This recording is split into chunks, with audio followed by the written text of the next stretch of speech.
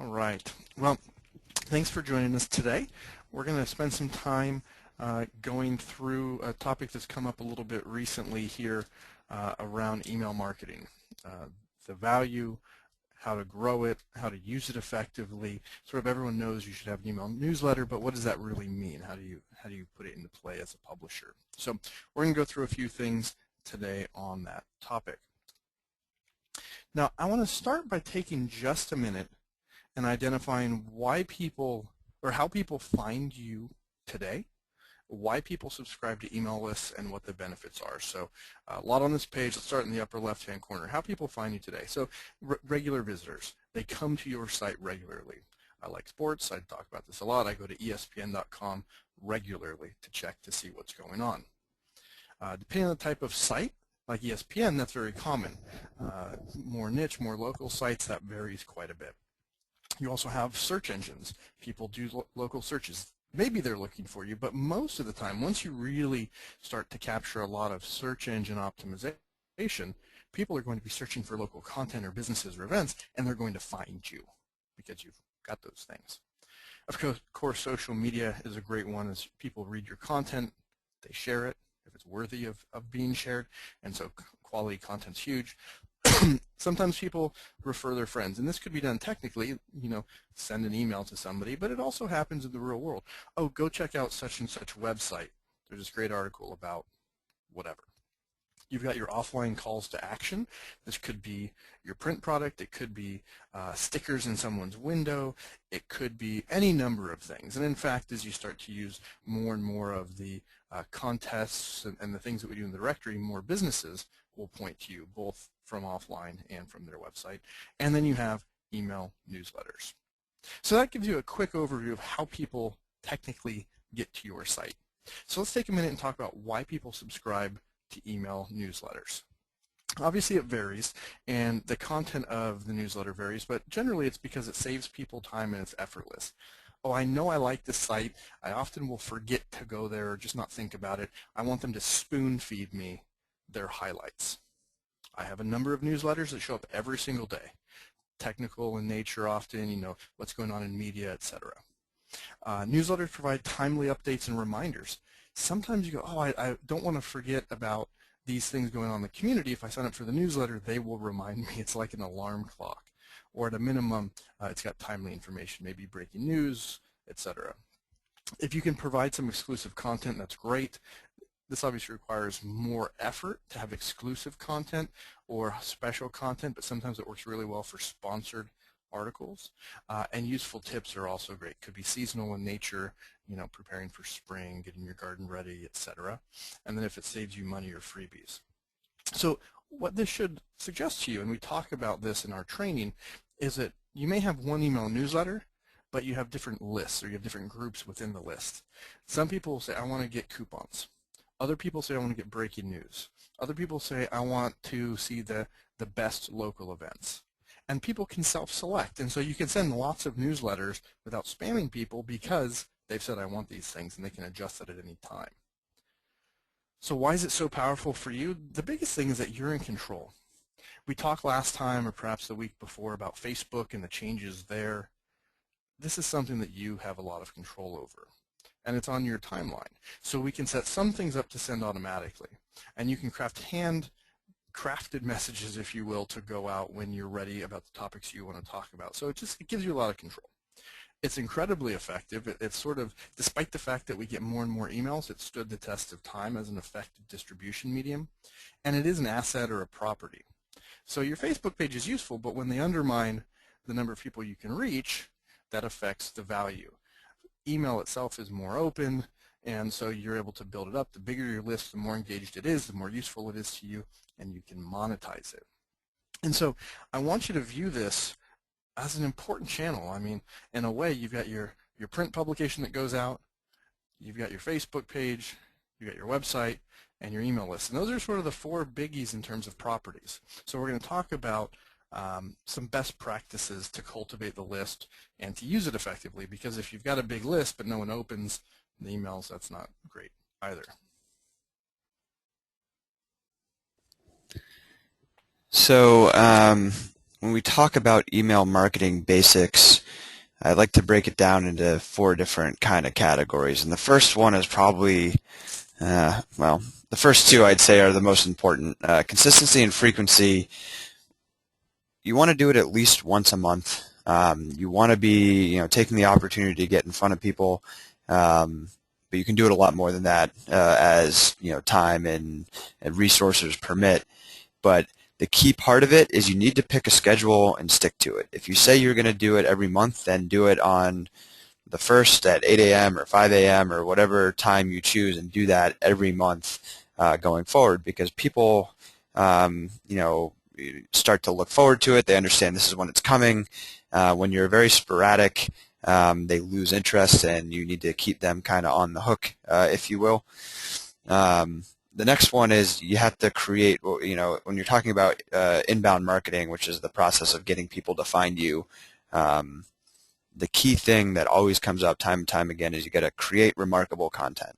Now, you're already doing a lot of this. That's the really cool part is, as part of a normal content strategy online, you're posting great articles. You've got people posting events for you.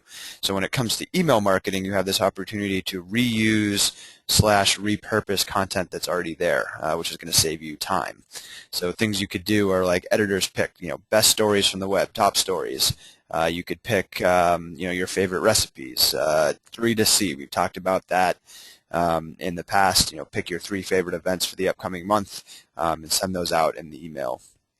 If you have a coupon section on your site, that's another great thing to send out to people. Breaking news. Now, this kind of breaks the mold of hitting your schedule and sticking to it. But there are certain situations where it makes sense to send out something to your email list. If it's something local and community and really important that everyone needs to know about, it's okay to kind of break outside of that mold from time to time. Guides are a really interesting one. We've talked about that a lot over the past few weeks. Now, you could repurpose that or just promote it in your email list, saying, click here for the dining guide kind of thing. If you're a print publisher, sending out your announcement saying, hey, the next issue is going to hit stands next week. Make sure to look for it. Those are all things that, when put together in a thoughtful way, will help you create valuable content for your email readers. Brian, do you want to chime in on subject lines? Yeah. We talked about titles previously. If you weren't on that or you don't remember when we talked about titles for your articles online, please watch that video. But titles are huge, and likewise, subject lines are like the title for an email. So first off, if it's a spammy sounding subject line, it might not actually get to the user. They might not have the choice. It might get filtered on their end. So you don't want it to be overly grandiose language, because that's what spammers use a lot of. But also, if you can include some specifics, if you do breaking news, don't just say breaking news. Say breaking news, a bank was robbed on such and such street. Something that is so specific that people who are familiar with that can't help but go, I want to see what this is about. Top stories. We have one publisher who's a weekly newspaper and pushes out a weekly sort of to go with his edition. Well, we made one small change where instead of it just saying, top stories from the week of, we put sort of the lead-in story title, 4 or 5 words, a bank was robbed on 5th Street, and other top stories from the week of. And all of a sudden now you show people the most, attractive or engaging piece of content in the subject line, plus the notion that there's more. There are some exceptions. We've seen some really successful, as Ryan said, 3 to see for events, but to build something up that's sort of that generic requires really great content, and that's what they have. And so people are conditioned to open that in any case. So moving over to the right side of the slide, Brian's already talked about using groups to send targeted emails, so I won't kind of rehash that, but it is important to only send content to people that want to receive it. So it's okay to have a general mailing list, but always give them options of what they want to read, whether that's top stories, breaking news, it could be deals, coupons, and offers, could be a separate segment, and then include that on your sign-up form. and let them choose what they want to receive, because you'll get a much better open rate and a much better click rate if they've kind of indicated that they want the content, because they're going to interact with it and they're not going to just delete it. And then an interesting thing that often gets I guess swept under the rug with email is coming back to our larger strategy is while we're talking about email today, it's just one channel within your entire strategy. You got the web, you got print, you got social, so use email as a way to cross-promote all these different mediums. Subscribe to our mailing list, join this enter this contest, like us on Facebook, follow, share, all those different kind of adjectives that you can use to get people to interact with your brand in all these different ways. Those should be included on every email. It's funny, we talk about doing business basics in your print product, right? Here are some things you can find online. Subscribe to our email list, follow us on Facebook. In your email list, or on your emails, I should say, here are some things that you can do in other properties. Pick up our print product, sign up for our Facebook page, and so all of them support one another. And I'll make one other quick reference on the segmentation. One of the great things about local is that readers are also advertisers. And so you should absolutely have a segment in your list for business owners. Maybe even another one that you use internally for actual advertisers. And so some business owners are just going to want to know what's going on the business owner should be aware of, right? There's such and such happening on Main Street or so forth. But also some people want to know, hey, there's a social promotion coming up. It's Mother's Day. Maybe florists are going to be interested in potentially sponsoring it. Now you can push out a message. You don't have to call individually all your advertisers to say to see if they're interested. So you can use this to drive revenue directly in addition to driving audience and engagement. Yeah, that's a really good point. And when you send an email to a business, you can see who actually looks at the email. So now you can use your email as a way of determining who to call next. So if you see that someone opens an email and they've clicked on 5 of the links, which most email marketing programs give you that level of visibility, you can be like, well, I'm going to call this person first, and then kind of work down the list. So it's a nice way to do some lead gen and find more qualified leads for specific campaigns. Great point. Yeah, this doesn't have to be more work. It can save you from calling 20 people, and you just call the 3 right ones right off the bat, and you're done.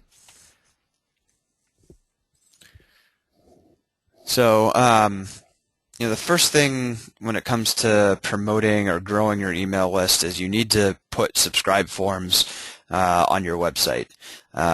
You should also put it on Facebook, although there's some changes coming to Facebook which are taking out the value of this, so TBD on where that will actually live in the future.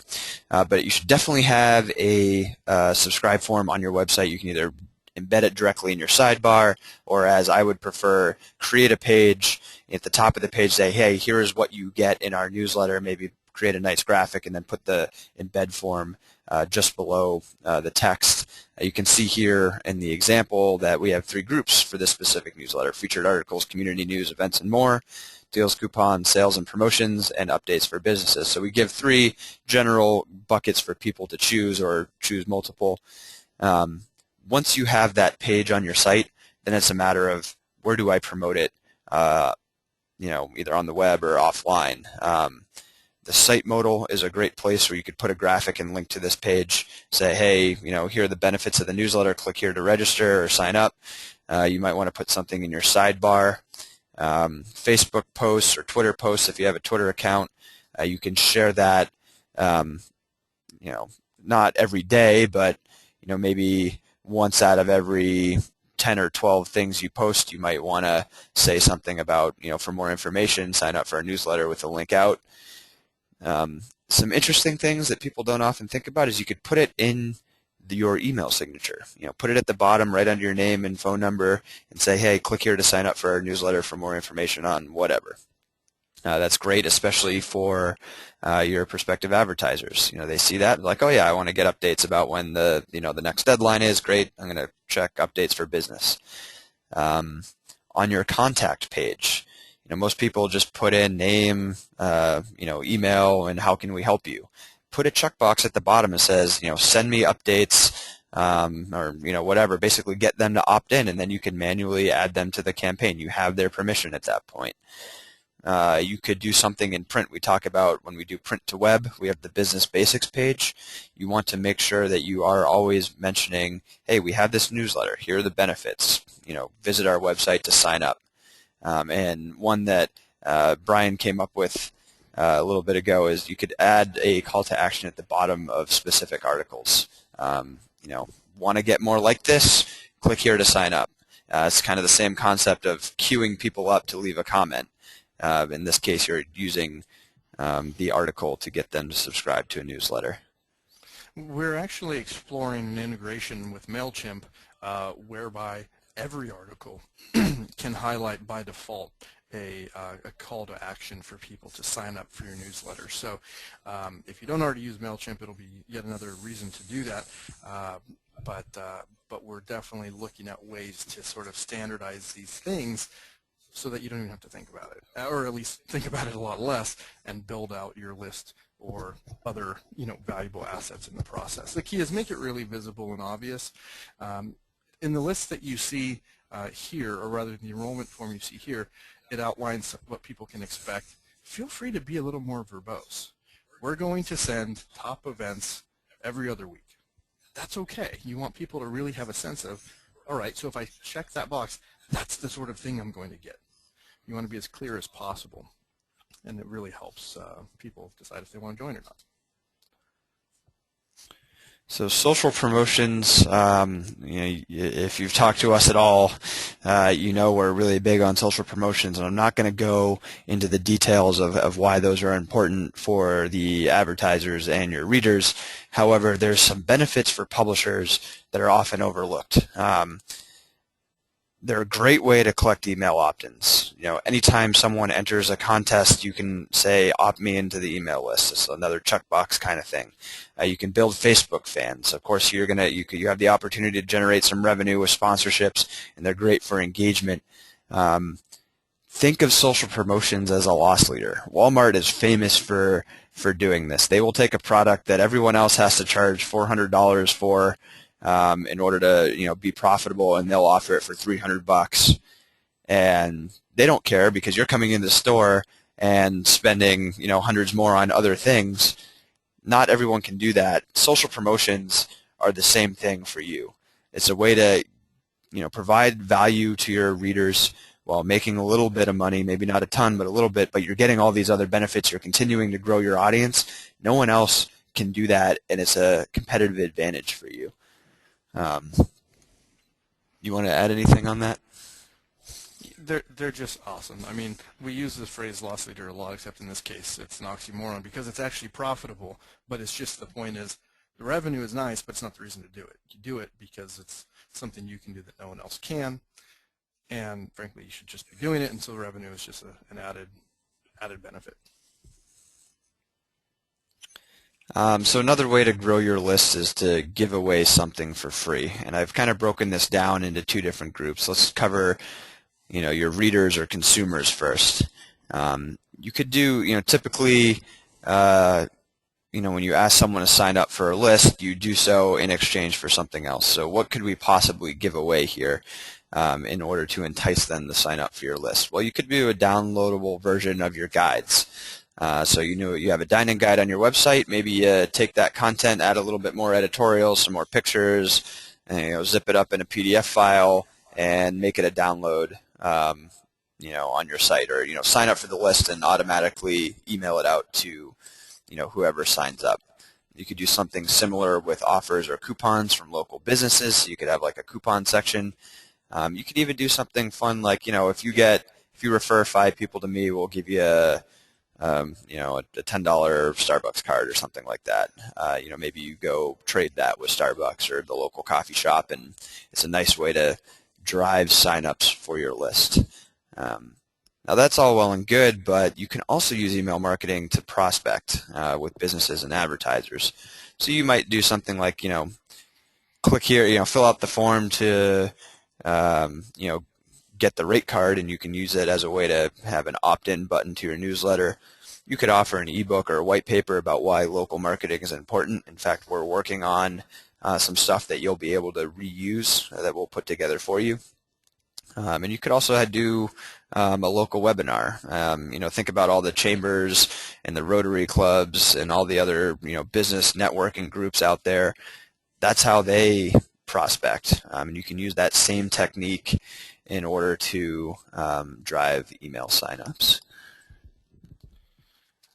And before Ryan sort of hits on these last couple techniques, which are useful offline, actually addressed a couple already, but I want to make sure, I know that there's a number of publishers who use emails for various things like contests, and so you have to give your email to prove you're a real person, but then they go further and say, well, we promise not to ever contact you, or we promise not to ever send a message to this or whatever. Don't do that. I know it feels like you're sort of doing what's right for your readers by not trying to use it in a manipulative way, but don't do that. Give them a choice. A lot of those people who sign up for your whatever would like to hear about more of your other whatevers. So, don't put that in. If anything, put a checkbox, or one of the things that some people will do is, you participate in something, you use your email to validate, you'll send out one email just confirming their participation, and then say, if you'd like to continue receiving these, click here to opt in. But don't completely cut yourself out of the ability to say, okay, you did something with your email address, but I'm not going to use it for any useful purpose. So to kind of wrap up, there's just a couple, I guess, things you can think about in terms of building your email list. I mean, if you don't ask for it, people aren't just going to do it unless they find it in some other way. So make sure every time you're talking to a client or your best client, be like, hey, did you know we have this newsletter? It has all our deadlines. Make sure to sign up for that so that you don't miss our next issue. That would be bad. Ask your friends to spread the word. If you do offline events, you can do things like a sign-up list or a business card fishbowl where people drop their card in, and you can use that as a you just make sure you say it on the front of the bowl or on the sign-up sheet as you're signing up for our email list, and you could even offer a small gift card in exchange or something like that to further entice them. And this last one here is really interesting because a lot of the times, unless you have a really good relationship with the chamber or you're a member and you're willing to pay some money, they're not just going to give you their email list. Some people can get it, but if you don't have a relationship there, it's a lot harder. But what many chambers are willing to do is what I'm going to call a newsletter barter. You might be able to go to them and say, hey, you'd like to reach our audience, we'd like to reach yours, we're trying to drive email signups, so we'll put a banner in our newsletter that says, hey, sign up for the chamber list, or, go here to look at events, or whatever their call to action is, and you're going to do the same thing for us. That way you guys are kind of sharing leads. It's a nice way to work together and foster a relationship for the future. And it doesn't have to be the chamber. It could be, other local businesses that have a big list. Maybe you give them some free advertising in exchange for having a call to action in their next email or on their website or whatever it may be. There's a lot of different ways you can use that technique in order to drive more people to your site and to sign up for your newsletter. The big takeaway is get creative, just like you do with other distribution. Get creative, make it a part of what you do, and people will be interested in seeing that. With a number of you, we've helped you set up MailChimp and configure some things. Ryan spent some time doing that. If anyone else needs help or would like assistance or wants to move from another system to MailChimp, which we strongly recommend, we're happy to help you do that and start growing that as well. So at this point, we are done with our topic. Happy to open up for any questions that you may have about emails or, frankly, about anything that you'd like us to address. So go ahead and fire them off in the question panel.